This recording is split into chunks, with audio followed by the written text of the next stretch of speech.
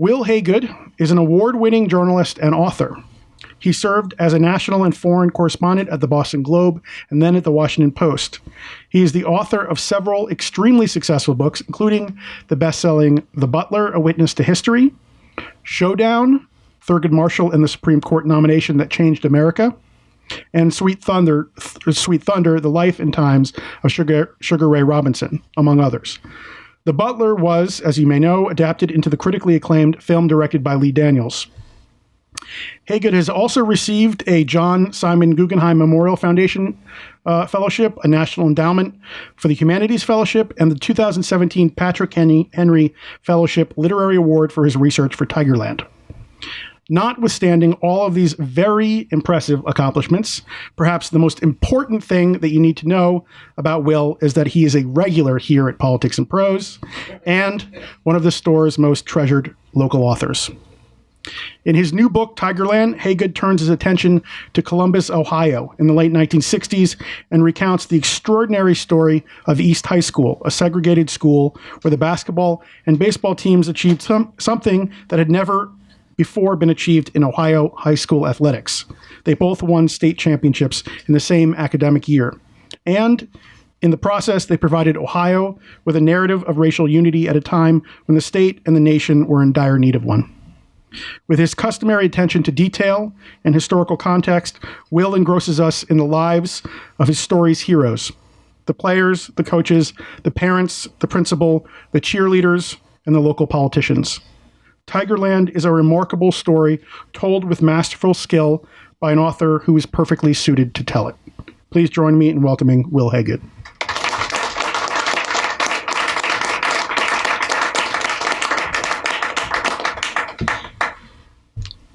Thank you very much, Lou. Is this on? Everybody can hear? Speak closer. You turn it up a little bit. That's good. 1, 2, 3. And it's great to be here. Thank you for coming out on this somewhat rainy night. The spine of this book is a sports story, and so I really would love to be able to share with you a moment of sports glory from my own life, but there is no such story that exists. Now, I did play on the varsity basketball team in high school in the 11th and 12th grade, but I set the bench. My coach was crazy. He never put me in the game. And then I went off to college. I went to Miami University, and I had the nerve to go out for the junior varsity basketball team. And I made the team. So I went from sitting on the bench in high school to making the junior varsity team at a major college. So I was very proud of myself. However, once again, I set the bench.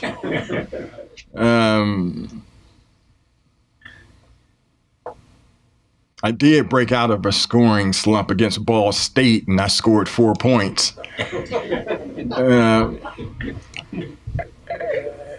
Now, fast forward all these years forward, and for homecoming this fall, it was on the last weekend in August, I was at my alma mater, Miami University in Ohio. And the president of the university, Gregory Crawford, and the athletic director, David Saylor, both called me down onto the football field at halftime. I had no idea why I was being summoned to go down to the football field at halftime, but I went down there, and they both said, Wil, in honor of this book and all of your past work, we would like to present you with this gift. And I was very curious. The football game was on ESPN too, national TV, and I'm at midfield. And so they unwrapped this big box, and it was the most beautiful red and white varsity leather jacket that you would ever see. And so I now have a Miami University varsity leather jacket, something that I would not have thought in my wildest dreams I would ever get. I can't wait till it gets nippy outside so I can walk up and down Connecticut Avenue with it. I may be the most honored, undistinguished athlete in the history of Miami University. I mean, there are guys who made all MAC, all Mid-American Conference, and they have the same leather jacket that I got. Or I got the same leather jacket that they got. So.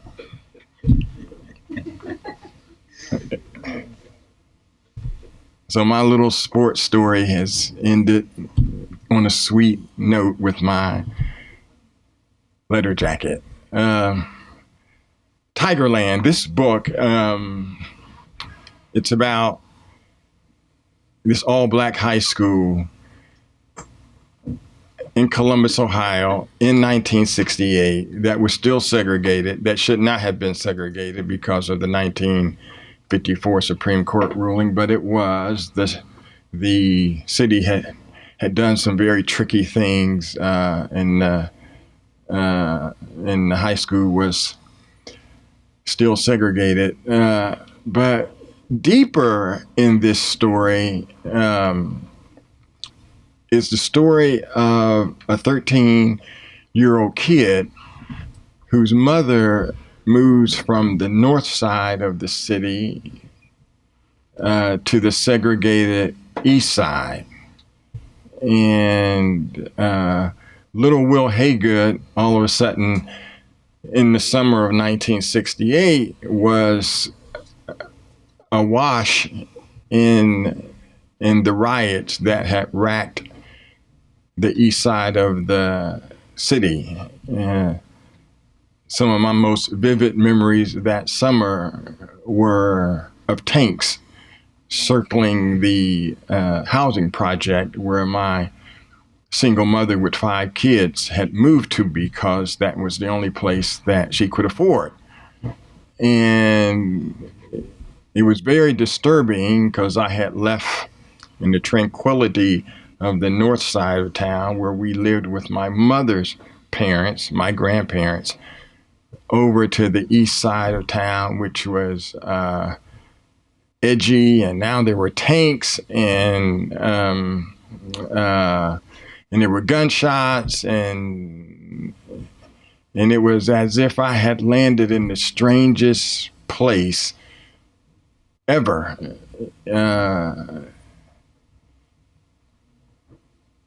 And I had 3 sisters, and I was trying to be the man of the house, and I was hearing gunshots at night. So it was a hard scene for a 13-year-old boy to take in. But then it seemed as if I had gone to sleep like Dorothy in The Wizard of Oz, and I woke up in Tigerland. I would go to the local park and I would see Roy Hickman, who was a basketball player on the state championship team. He lived above a bar, and he would always let me play with him. And I would see Ed Ratliff, who was a Golden Star, and I never got a chance to play with him, but just to see him as a 13-year-old kid was really astonishing. And I remember, and Dwight Lamar lived on the north side where my family lived, and he had a big Colin Kaepernick afro. It was gigantic. And his coach at the integrated school had told him he would have to cut his afro when they reached the state tournament. And Dwight Lamar said, "No, I played all season long. Why should I have to cut my afro now?" And so his coach told him, well, there are some school boosters who think that afro is a sign of militancy. And so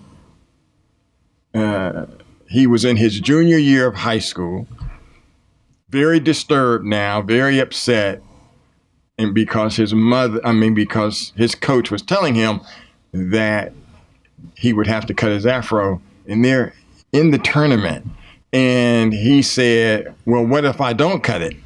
And the coach said, you'll be kicked off the team. And so he went home to his mother and asked his mother, what should she do? Now, 8 of the 12 basketball players' mothers were maids. They were maids in the city. 8 of the 12 got down on their hands and knees and scrubbed floors so that their sons could play basketball and have something decent to eat. Now, his mother came from North Carolina, and her husband had been murdered. And to her thinking, she didn't come north to allow her family to sacrifice their cultural dignity. So Lucy Lamar told her son, and Dwight Lamar, she said, you don't have to cut your afro. We'll find a way. We'll make it work. But it looks like this season is over with. And so Jack Gibbs, the first black principal in the city who was at East High School, heard about this dilemma and ran into Dwight Lamar and said, look, we can't tamper with other players from other schools. But should you move to the east side of town, we at East High School would love to have you. And Dwight's mother, Miss Lucy Lamar, called somebody on the east side to a housing project and asked them to get her an application. Rent was like $37 a month. So she moved her son that summer, but it was late. And so 13-year-old Wil Haygood begged his mother for money to go to the Fairgrounds Coliseum because Bob Hart, who was the East High School coach, had not told the city he was going to be the starting 5. So we all on the north side were wondering if Dwight Lamar, who had been kicked off the North High team, was going to start. And I was in the stands, and then the announcer announced, starting at one forward, Roy Hickman, starting at another forward, Kevin Smith, starting at center, Eddie Ratliff, starting at guard, Larry Walker. And then the whole team bunched around whoever was going to be the 5th player. The whole team shielded that person. And then the announcer said, and ladies and gentlemen, making his debut for the East High Tigers. The man on the cover of the book, wearing number 24, Dwight Bo-Pete Lamar. And all of us little guys who had seen him in the summer on the playground, we just exploded. So out of that, and of course, we know what happened at the Summer Olympics. They were moved to the fall. So all these basketball players walked into East High School and saw John Carlos and Tommy Smith with the raised fists, because the games did not take place in the summer. They took place in the fall. And so there was this fierce pride and there was this anger because Martin Luther King Jr. and Robert F. Kennedy had both been assassinated. Now, the East High Tigers basketball team go 10-0, 15-0. Then they get to the tournament and they play a team out of Toledo Libby High School. And East High is up by 1 point. It's 10 seconds to go, but Libby has the basketball and they're dribbling down court and they're going to take their last shot. And if they hit it, of course, then the game is over and East High's season is ended. The Libby basketball player shoots the ball and it bounces on the rim, bounces around the rim, 3 seconds, 2 seconds, and the ball falls off the rim without going in, and East High defeats Libby. I was in Toledo 8 days ago, and I made an announcement. I said, I want to thank all of the Libby players who might be here for losing that game, because otherwise I might not have written this book. I don't know how they took that. But so out of that pain of that year, they win 8 straight tournament games and they're state champions. So let me tell you about the 1974 first team college All-American basketball team.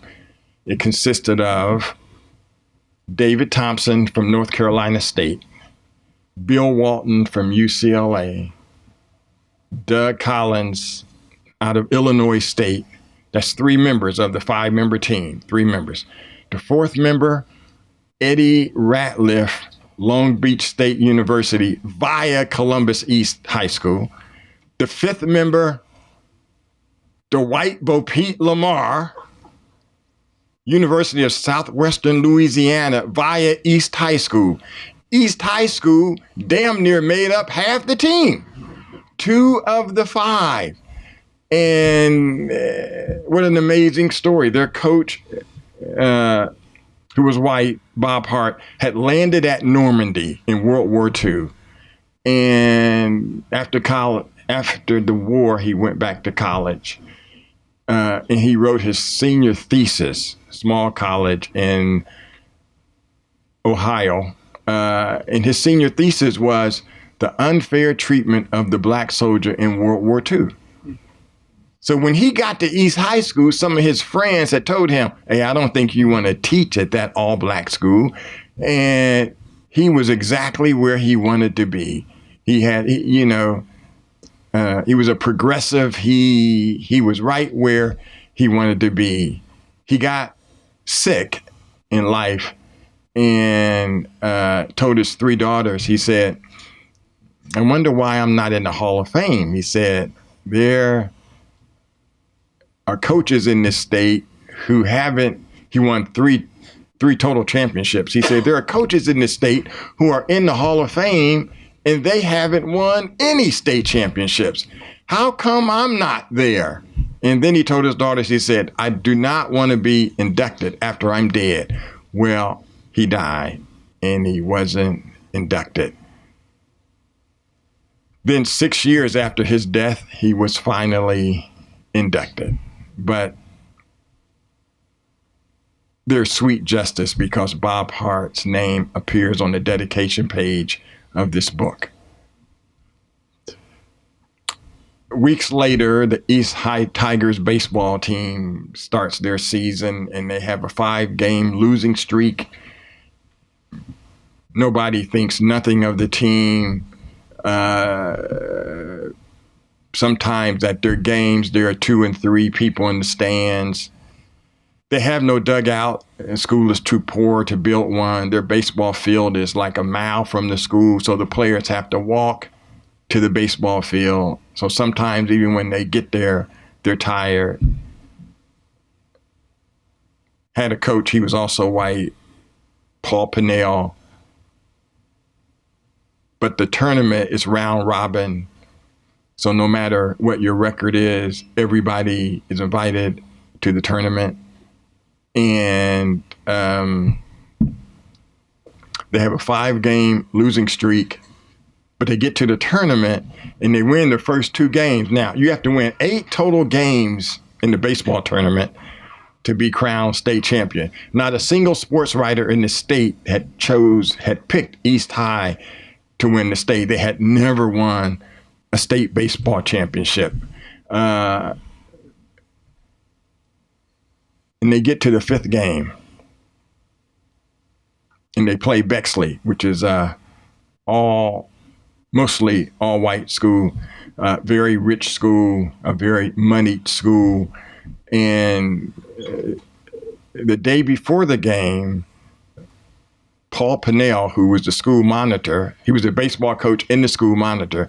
He was in the parking lot and seeing Roger Neighbors, who was his shortstop, walking back on the school grounds.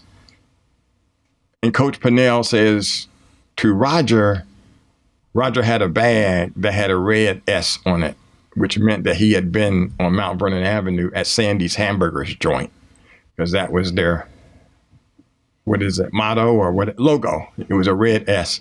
And so Coach Pinnell said, Roger, where have you been? And he said, hey, Coach, the food in the cafeteria today was awful, so I walked up to Mount Vernon Avenue. I knew I was coming right back. And he said, Roger, we have a tournament game tomorrow. The same rule applies to everybody. He said, I hate to tell you, but I'm going to have to call your mother and tell her that you will not be playing in the tournament game tomorrow. And Roger Neighbors broke down on the spot and started crying, pleaded with the coach. And the coach said, Roger, we might lose the game tomorrow. I don't know. But it's one rule, and rules are made to be obeyed. He said, and I'm sorry for you. I'm sorry for your teammates too. So anyway, they go to Bexley, and the Eastside Tigers win by 1 game, by 1 run, in the 7th inning. It's funny, when I started this book, I always, I thought that it was 9 innings. It is it is in Major League Baseball, but in high school, it's only 7 innings. So I had to learn on the fly while I was doing the book. Anyway, when the team got back to East High School, Roger was sitting out back of the school by himself, and he ran up to the players, and they all said, Roger, we won. Now let's go get some Sandy's hamburgers.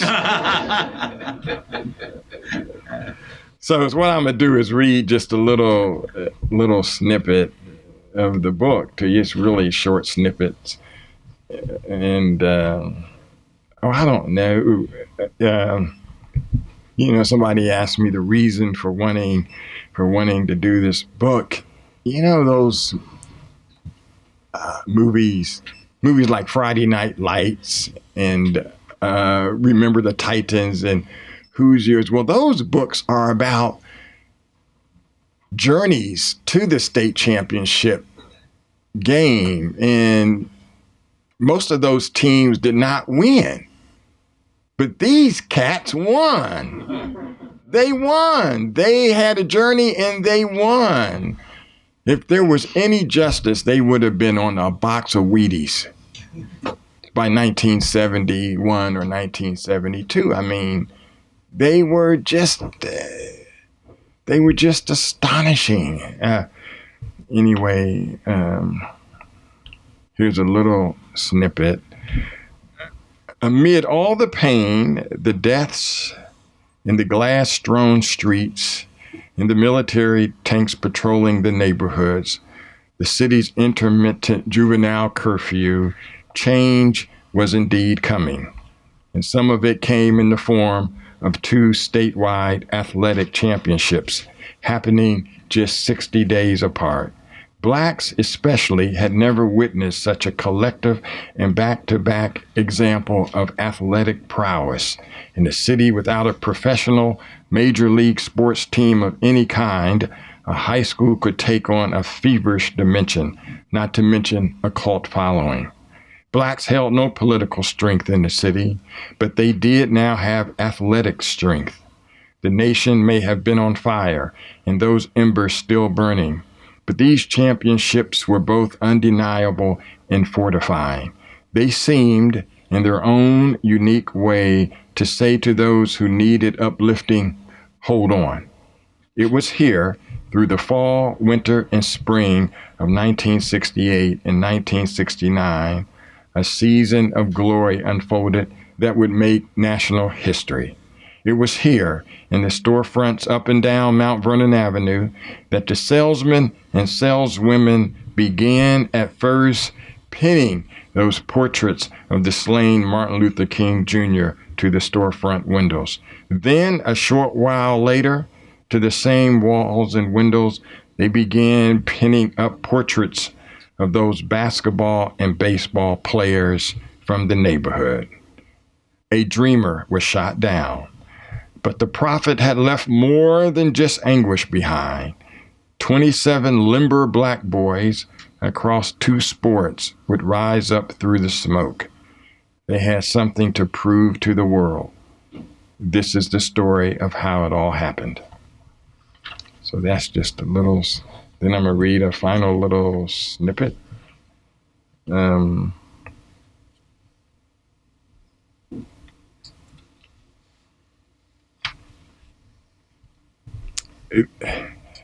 There is a scene in the book that's, it's almost my favorite scene, but I bet I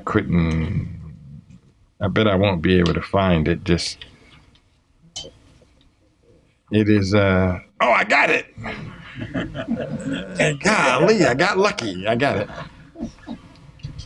So one of the 2 coaches was still alive, Paul Pennell, who was the baseball coach. And I sat with him in his home many days, and he's just a salt of the earth sort of guy. And I said to him, Coach, is there any way that I can track down the street address of the players who were on the baseball team that year? And he said, well, Will, and that's a long time ago, I don't know if I have anything that would tell me where each player lived. Why do you need that? And I said, well, I'm just thinking it would be good to have it, and I'd find something to do with it if you ever can find it. And I was in Columbus, Ohio, and I flew back to D.C., and 2 weeks later, a yellow envelope arrived in the mail from Coach Paul Pennell, and it said, Dear Will, look what I found. Yours, Paul Pennell. And here's what I got from that. This is the journey that the entire baseball team is getting ready to make to the baseball field, the state championship game.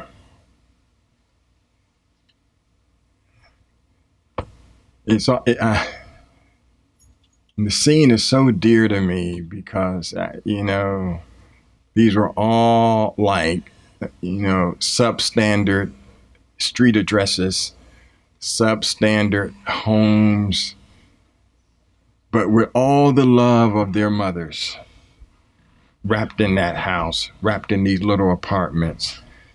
And they were going to take on the world. And they were playing against a big, rich high school.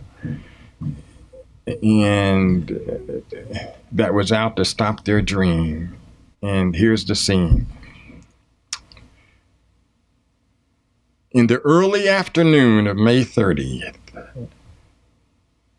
the Tiger baseball players gathered their belongings inside their homes and their apartments in the low-income housing projects.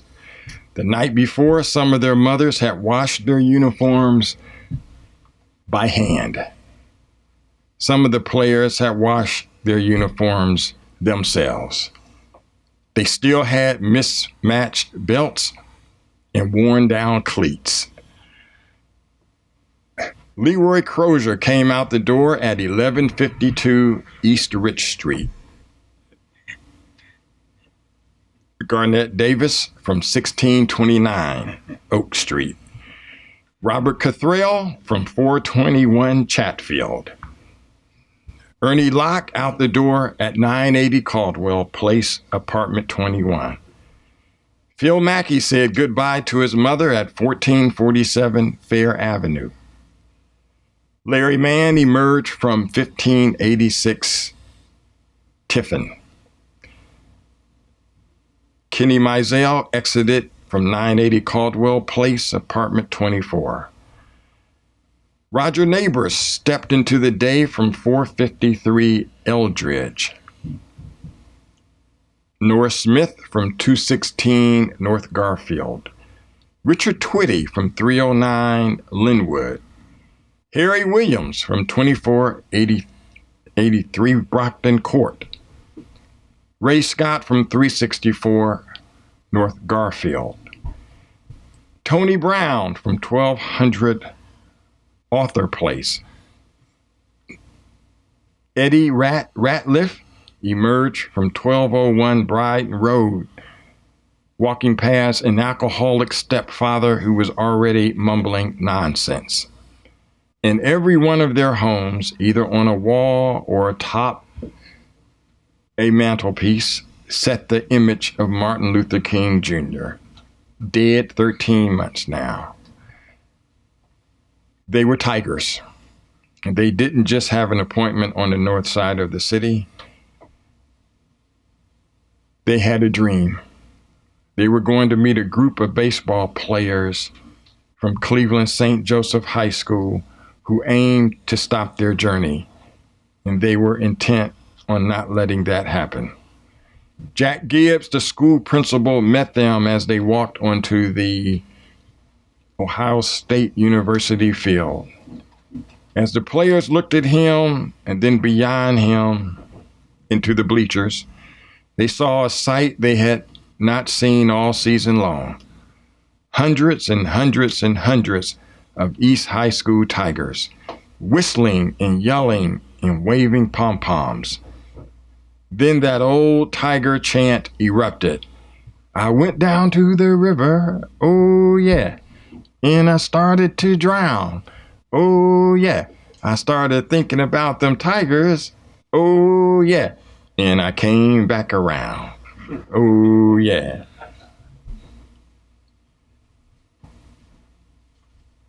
And then this wraps it up.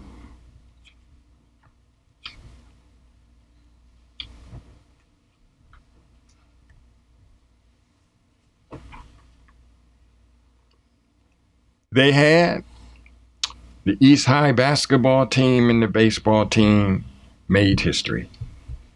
They had brought black and white together in a city still grappling with school segregation. They gave people a reason to look backward, if only to look forward. They made old Negro Little League coaches think about the meaning of their attempts to rally the little black boys on the city's east side to play Jackie Robinson's game. They had shown the world they could win without money or deep-pocketed boosters. The dreamer, King, who had walked these very streets, who had paraded down East Broad Street, was now gone. But they had forged on. They were the 1968-69 Mighty Tigers of East High School. And they were among the best America had to offer, even if America didn't quite realize it. They had showed the world that there was more than one route to Martin Luther King Jr.'s mountaintop. And now their futures were in front of them. Thank you.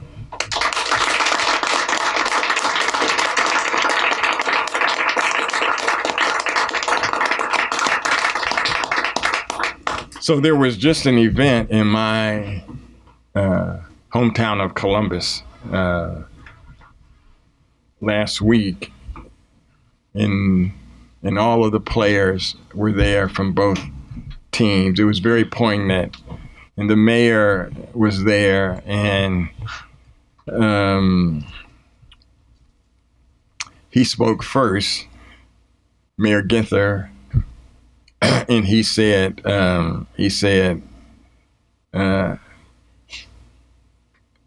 in honor of this moment, 50 years, and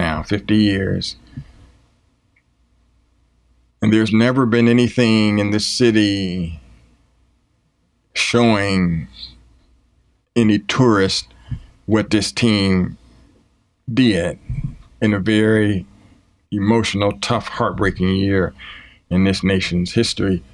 And the mayor looked out over this gathering and said, Parkwood Avenue, which is on the side of the school, forever hereafter will be known as Tigerland Way. And some of the players got tears in their eyes. It was very emotional and very, very sweet to see that. And so next time any of you get to Columbus, please head over to Tigerland Way. It's right off East Broad Street, right on the side of the big high school. And so, okay. So thank you.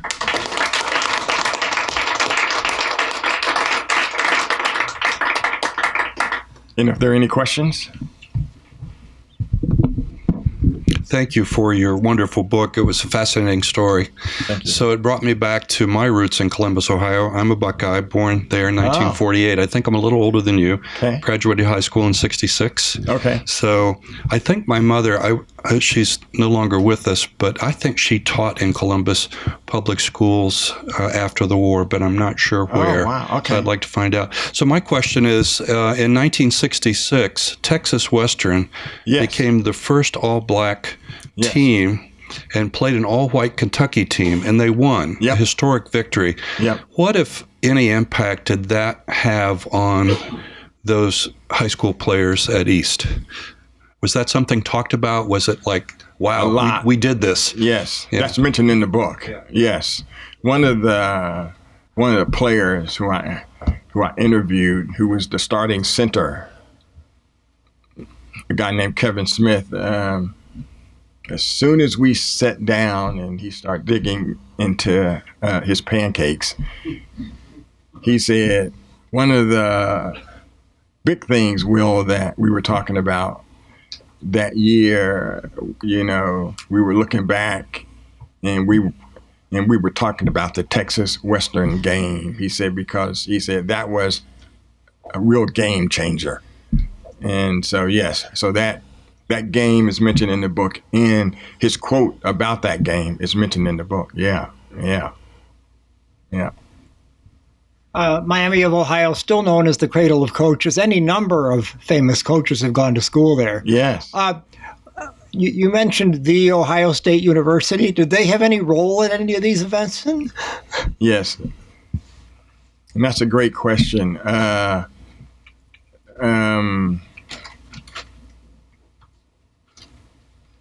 They ignored in black athletes for years. And so Jack Gibbs, who was the first black principal of the school, went to Ohio State. He went to Ohio State, and he was a walk-on the football team. And that touched my heart deeply because I was a walk-on the basketball team at Miami. So that touched me deeply. He was a walk-on, and he came off the bench against Michigan and made a crucial interception to save the game for Ohio State. This was in 1954. So he became a local hero. And so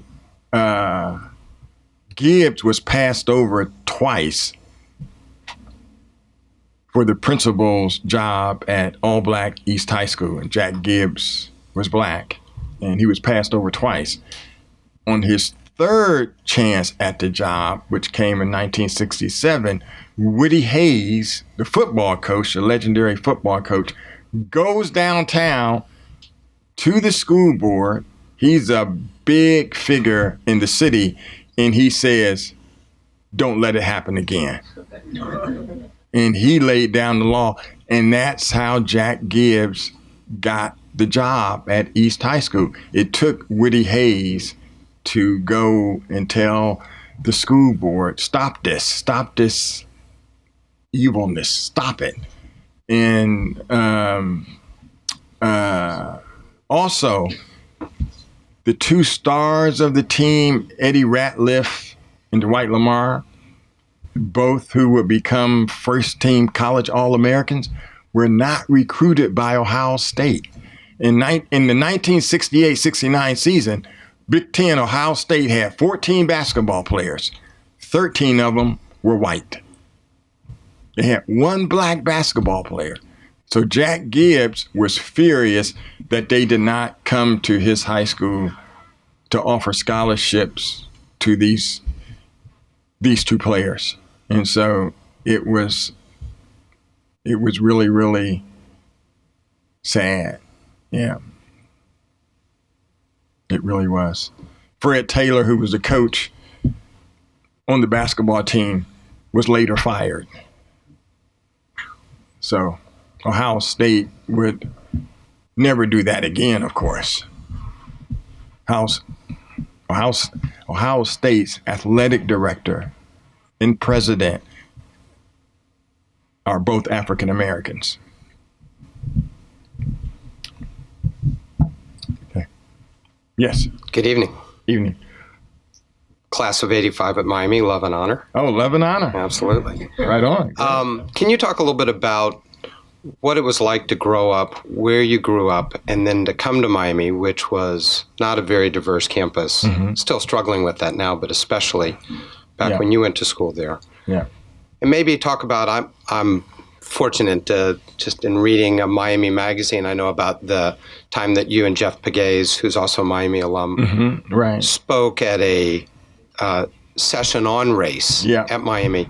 And you talked a bit about in the absence of responding to race issues in this country, that void is filled by hatred.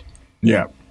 And perhaps you could talk about what it was like to grow up in Columbus and then find yourself in Oxford, Ohio, which is certainly a rural school that did not have a diverse population. And then talk about carrying that, the things that you did at Miami that started to change people's minds.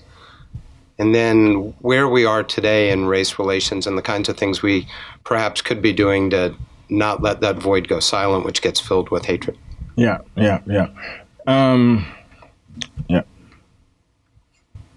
Big questions. Those are really big questions. There's no doubt in this country that we're in a very tough place racially.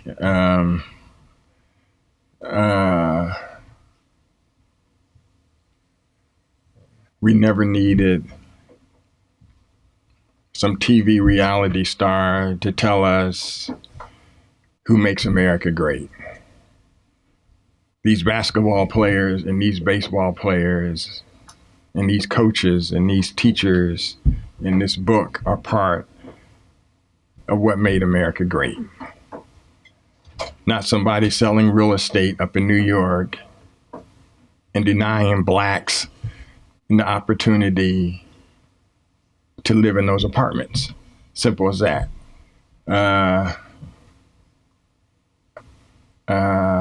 I had a wonderful time growing up. You know, I was on the north side, which was, you know, very, very wonderful neighborhood, and it was integrated. And then my mother moved over to the east side, which was all black, and then was under siege because of things that happened in 1968, that summer. It was a very, very tough neighborhood. And you saw that the stores weren't as good on the segregated side of town, and that the apartments, you know, families, very crowded in the apartments. But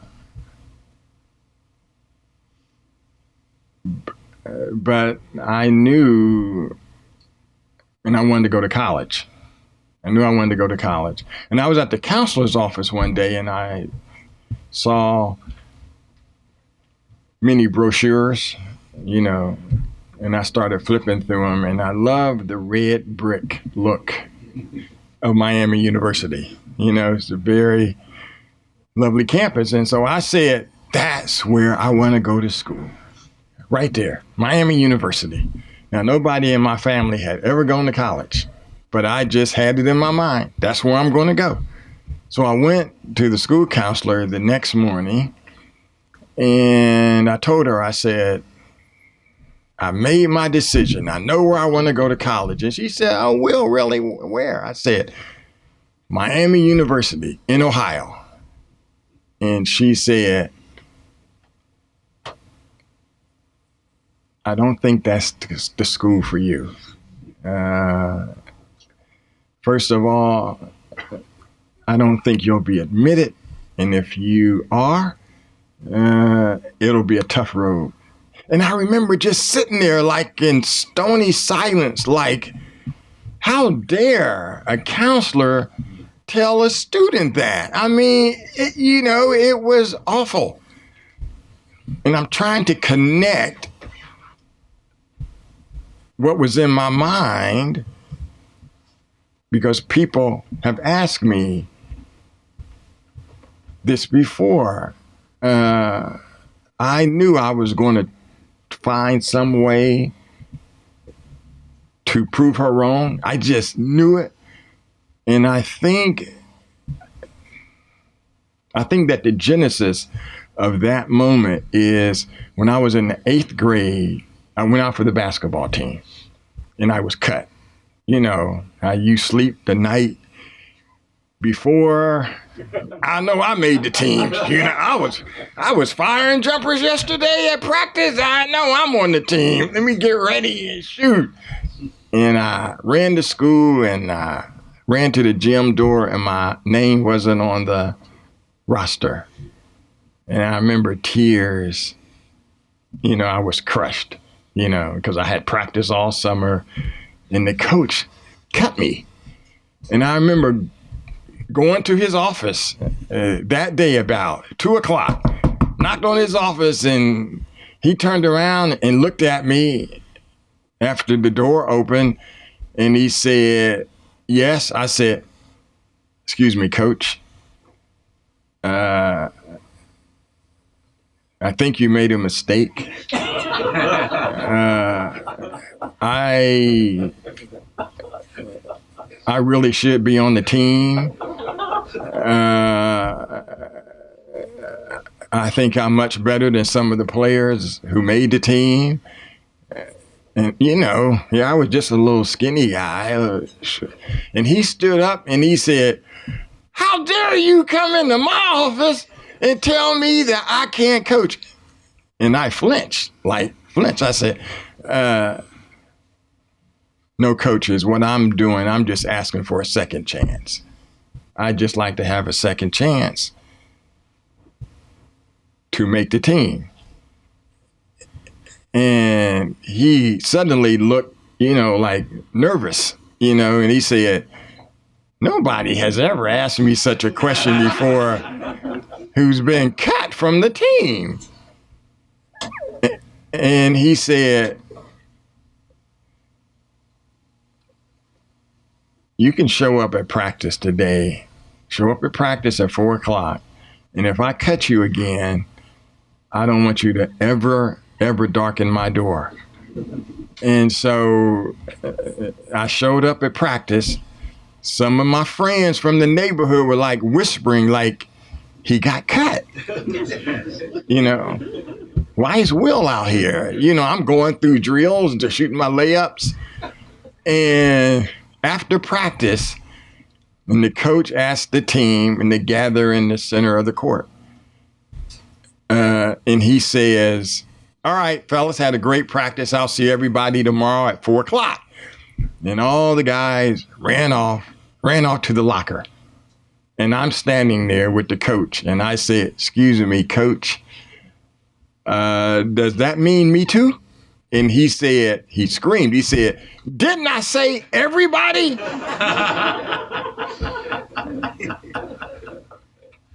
And I was on the team for the rest of the season.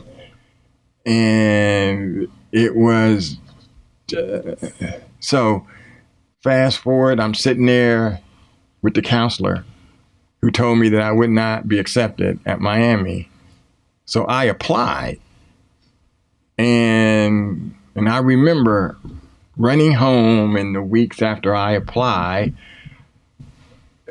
and because friends of mine who had gotten accepted at various colleges always told everybody that there was a big yellow envelope. You know what I mean? This is where you'll be living on campus, the dorm, and all this kind of stuff. And I was coming home every day looking for a big yellow envelope. And I remember when it wasn't there one day, I sat down and I wrote a handwritten letter. I said to the director of admissions at Miami. And I said to them, I have yet to hear from you. I have no idea if I'm going to be admitted to Miami or not. But I will guarantee Miami this. If you accept me, I will do things in life to make Miami proud of me. Sincerely yours, Wil Haygood. Now, I don't know if this letter had any bearing, but the letters that were in a small envelope, thin, usually was a form letter, just a little white letter. It meant that, thanks for trying. So I remember my mother was a waitress, and when I would get home from school at 4:30, she would be going to work, and she was flying out the door and told me that I had a letter on top of the TV. And I went down the hall and I turned the corner, and there it was. It was a letter, thin, not the yellow packet that you were in, but the letter. And I said to myself, I didn't get in. Miami didn't let me in. Oh my goodness. And it's so bizarre because I only applied to one college, Miami University. I literally put all my eggs in one basket. I mean, I was just focused, like, I'm going to get into Miami. Even if I just got to show up, I'm going to get into Miami. And I'm nervous, and I went out back on the little stoop, and there was this train roaring by, this train in the back of the housing project. And I said, dear Lord, all I want to do is get on that train and go to college and help my mother in life. That's all I want to do. And I opened the letter and it said, Dear Wil Haygood, congratulations. you have been accepted to Miami. And then the next day, there was my big yellow thing, it was there. And the very next day. So, and you asked me about Miami. There were so many people there who wanted me to succeed that I didn't want to let them down. Staff members, I remember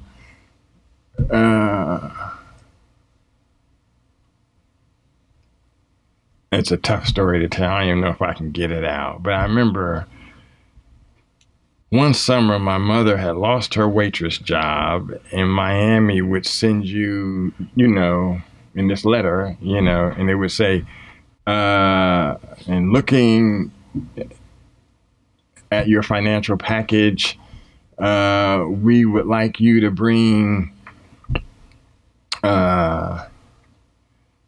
like $700 to school with you for your fees, and we will handle the rest, but we need you to bring this amount. And I had my summer job, and I ordinarily would have been able to save a large chunk of that, but my mother needed help. So I helped her with all of my money. Then I called Miami University and I said, and this is Wil Haygood, and I'm going to have to sit out this year because I'm short like $600, and I'm going to keep working, and I'm going to apply to come back to school next year. And then the financial aid officer said, hold on a minute, Wil. And he went away for about 10 minutes, and he came back and he said, Wil, school starts like in 10 days. I'll see you on campus. I said, no, here's what I'm trying to tell you. I don't have the money to come back. He said, Wil, I really want you to listen to me closely. School starts in 10 days, and I want you to be on campus, and I want you to come to my office. It's just, and when I went to his office, there not only was that, but there was like an extra like $150, and I said, oh my goodness, thank you so much, And so it's things like that, that, and it really make you want to, stay strong for the, for who you are, and for your years there and for the school itself. Well, I appreciate that. And it's just a reminder of the human spirit. You told a story also at Miami about a bus driver. Yes. Helping out a 16-year-old. Yes, yes, I was. I just think it was a mesmerizing story for all the people at a sold-out auditorium in Miami. Yeah. I was in the 12th grade, and I was on the varsity basketball team, but I had to find a very mediocre high school to attend so I could make the basketball team. So I did. It just happened to be 2 bus rides away from my home, I needed a sorry team so I could make the team. And it was Franklin Heights High School. There was no busing back then. I bused myself. And so when the high school had to go away to play a game, I would always get real nervous because, We had to get dressed, shower, get dressed, then hop on the school bus, then go back to the school, Franklin Heights, where I was at. Then I had to run 6 blocks to Sullivan Avenue. With the home games, and the last bus took off at 10:45, but we were always out of the home, the home games. We were always finished, showered, and I was walking down the street to get to the bus about 9:30. So I knew I would never miss the bus for a home game. But when we were away, I almost lived in fear because there was no car in my family, and I would be stranded. And there was a bus driver, and on my first away game, I ran and ran. I had to turn this little corner, and if his bus wasn't there, I was going to be in deep trouble because it was about like a 17-mile walk home, and it was late at night, and it was past his time. The last run was like 10:53 or something, and it was already 11:10. And I ran up to the door, and the bus driver opened it, and I said, "Sir, thank you so much." And he just looked at me and he said, "I've been waiting on you." He was a white man. And the story is just, those times, given those times, it's just so beautiful. 4 weeks later, we had a game, and it was overtime, and we get back to the school, and I'm running full steam ahead, and I turn the corner, and there he is again. And I opened the door, and I was just speechless. I just couldn't say anything to him except, "Thank you." And he said, "Heading home now." It's just beautiful. And there were 3 more occasions. I've even written about this. 3 more occasions he would not move the bus until I was on board. That's the America that I love. That's the America that, means the world to me. Not locking up brown babies at the border. Not these Nazi marches with these nuts with these tiki torches. Not, looking down on people and because of their income or their race. And that's where those are the signals we're sending out to the world now. And if we don't start fixing this next month, then I will fear for the country. But I think that we will find our mojo. At least I am certainly praying every day that we do. Thank you.